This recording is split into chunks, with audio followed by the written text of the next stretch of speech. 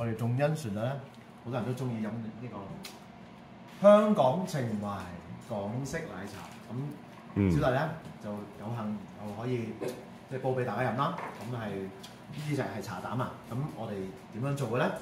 咁咧首先咧就揾個煲啦，就煲滾水，煲咗滾咗之後咧轉到慢火，就落嗰粒茶膽啦。茶膽係點咧？就係啲好似一包包嗰啲中藥咁樣樣，見到咁樣。